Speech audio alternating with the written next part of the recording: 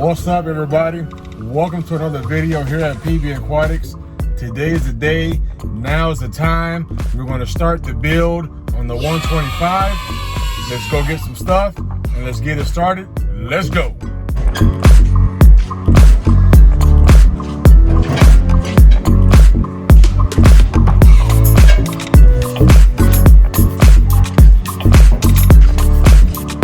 Alright guys, I'm at the hardware store. I think I got what I need. I'm going to go check out now. Get to the house and start building.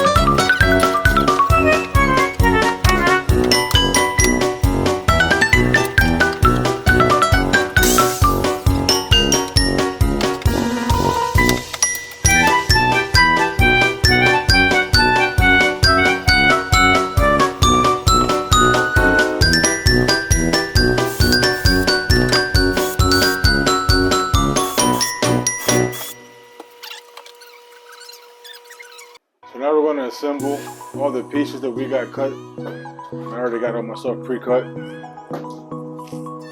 going to put these together right here. Take your measurement so that you can mark it dead center.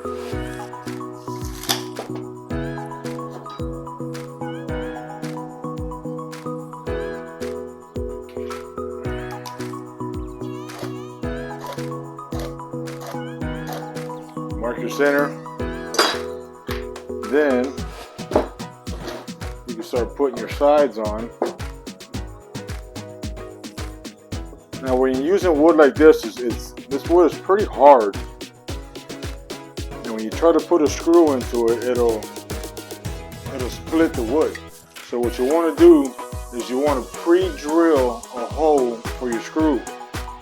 You want to make the hole smaller than the screw so that it grabs when you put the screw in, but you want to go all the way through. You pre-drill it.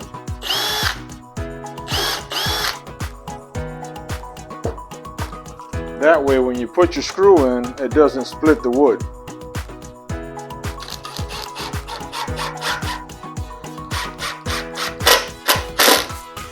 Now it's a little extra step, but it will save you from having split wood.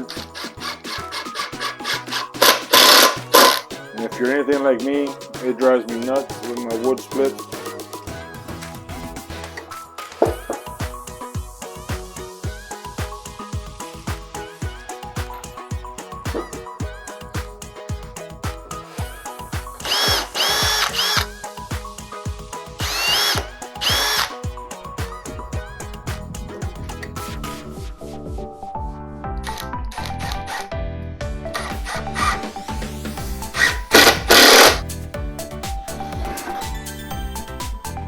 So do the same thing to the other side. All of these have already been pre-drilled.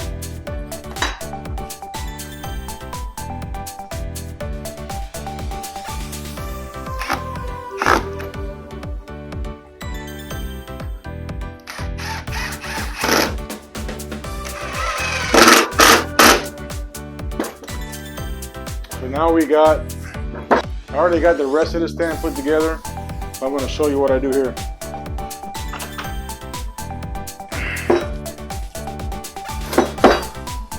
So how I usually start out is I'll put one on top of the other, put these legs in. Now these legs here are the height that I want the whole stand to be. So if I want the stand to be 3 feet tall, for example, I would cut these 3 feet tall. So on and so on. So once I get these screwed in,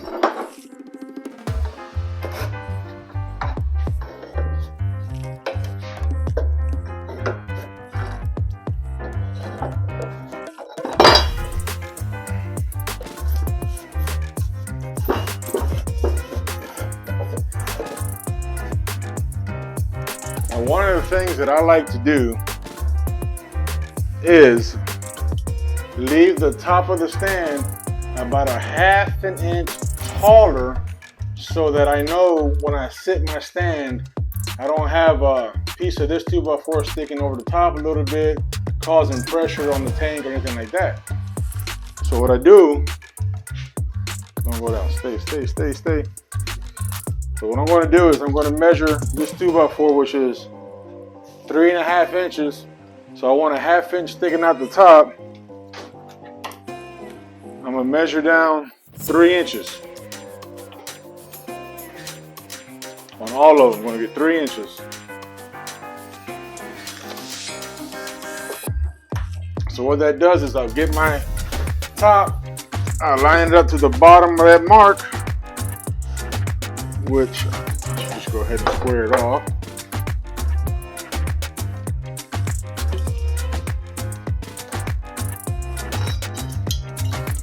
I'll bring it down to that mark. Sometimes it's a pain in the butt when you're alone, but it can be done.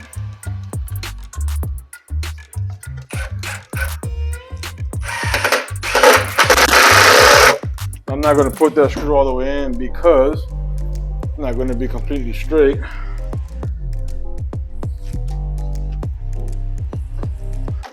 You want to make sure you're up against this edge.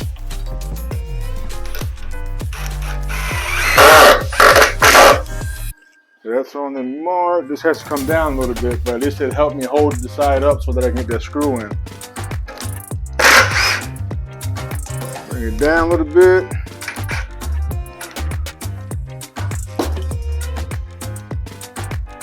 Pre-drill another hole. Now the reason why I'm pre-drilling another hole is because if I try to screw it back in here, it's going to want to go back to where it was.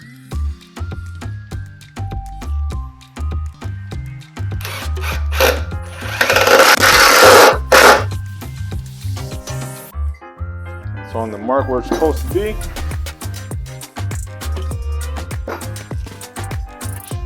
That's in there. Now let me show you this. So, as you can see, I have a 1/2 inch above my 2x4 on 4 corners. Now, I don't have anything protruding. This right here on the corners that can give pressure on the tank or make the tank wobble or whatever. Now it's got a flat surface. Like I told you, this is just a sample, just to give you an idea on how I build my stands. You've seen the 125 stand, which is finally complete. So once you get to this phase, you would measure the inside here, which would be, in this case, 23.5, and you would cut that to 23.5, and you would want to put a 2x4 here. Now the reason why you put this 2x4 is because this is what's going to hold the weight. The weight is not going to be on here. It's not going to be on the screws. It's going to be resting on this 2x4. Now weight would be transferred all the way down into the floor so you can hold whatever you're putting on top. And you would do that here. Well, I would do that here, and I would do it here. So it's basically got support on both sides. So that's holding all 4 corners. And what I like to do is I like to wrap my stands in plywood, which gives it that more sturdiness and more support and more finished look. So give me a second, I'll get all this put together and I'll show you the 125 once more. So here we go, it's up on the stand. It's right where it's going to go. All right, so here's an update on how far I've gotten. I've gotten the 2x4 on both sides, going all the way down on all 4 corners. In the back, I put a sheet of plywood back there. I left it open on the bottom, as you can see, just so that I can run cords and plumbing or whatever I need to from the bottom. Because there is another tank going down here on the bottom, if I didn't remember to tell you guys yet. But as you can see, all the corners are reinforced, side and back. Plus the plywood going across is going to help keep it sturdy from moving back and forth this way, and keep it nice and tight, which is, you know, and keep it from moving or swaying or whatever. So that's pretty much where I'm at right now.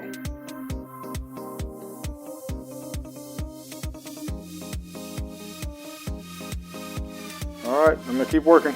You see, I got the plywood on the sides, on the back, and on the other side over there. All that is plywood. Like I said before, that bottom there is open, so I can run cords and all that kind of stuff underneath there, so you don't see them all. There we go. Next step is paint. Well, here we are, guys. Fully painted. Ready to go. I got something else going on down there at the bottom. That's for the next video. But there you go, you get a look, you get to see how it came out painted. Like I said earlier, I left that bottom over there open so that plumbing and wiring and everything can go out through the bottom there. I could hide it better. So here we are. Only thing left now is to clean the glass. I'm going to repaint the trim, and then we'll get filtration going, get this tank cycled, and get fish in there. If you haven't yet, hit that like button, hit that subscribe button, ding that notification bell so that you're notified on the next video where we have to do filtration, substrate, fish, and all the rest of the stuff with this tank. So I'll see you guys in the next video.